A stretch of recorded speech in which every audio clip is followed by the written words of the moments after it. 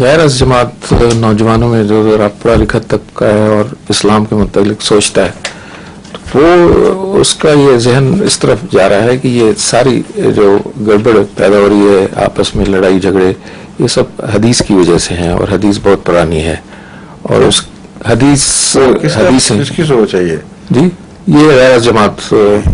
اور بڑے یعنی صرف اہل قرآن یہ پروپیگنڈا کرتے ہیں اور تو کوئی بات نہیں اہل قرآن نہیں ہے میرا مطلب ان کا کوئی اہل قرآن سے بھی تعلق نہیں ہے وہ یہ ان پر یہ ذہن پہ یہ حاوی ہے کہ یہ جو پاکستان میں لڑائیاں ہو رہی ہیں کراچی میں جو کچھ ہو رہا ہے یہ حدیث کی وجہ سے ہو رہا ہے؟ نہیں کہہ رہے ہیں کہ جو روایتیں بیان کرتے ہیں اور پھر بالکل نہیں اس کے کوئی اس کا دور کا بھی تعلق نہیں ہے. واقعات پہ چسپاں کر کے مجھے دکھائیں کون سا فساد حدیث کی وجہ سے ہوا ہے کوئی واقعات بتائیں. بات کرنے کا زیادہ موقع ملا نہیں پھر کریں وہ موقع پیدا کریں ان سے پوچھیں بتاؤ یہ جو کراچی میں قیامت آئی پڑی ہے یہ کس حدیث کی بنا پر ہے اور جو رشوت کا بازار گرم ہے یہ کن حدیثوں کی وجہ سے ہے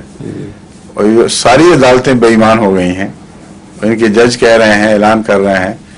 کہ ہماری عدالتوں میں کچھ سب کچھ ہو گیا انصاف نہیں رہا تو یہ کس حدیث کی بنا پر ہوا ہے. ان کا مطلب ہے کہ تفرقہ جو آپس میں ہے تفریقہ جب یہ قوم ایسی خبیث ہو جائے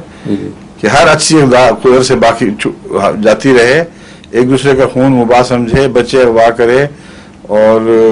قتل کی روزی کھائے تو کسی حدیث کی منتظر ہے فساد کے لیے اتنی لغو بات ہے کوئی تعلق ہی نہیں دور کا بھی تعلق نہیں حدیث سے. یہ صرف اہل قرآن کا پروپیگنڈا ہے جو تعلیم یافتہ طبقے میں خاص طور پر وہ کرتے ہیں اس طرح رفتہ رفتہ یہ ان کی پیش رفت ہے آہستہ آہستہ اس طرح حدیثوں سے دوبار اٹھایا اہل قرآن کی طرف واپس لیا پھر آگے جو مرضی کروا لو. صحیح.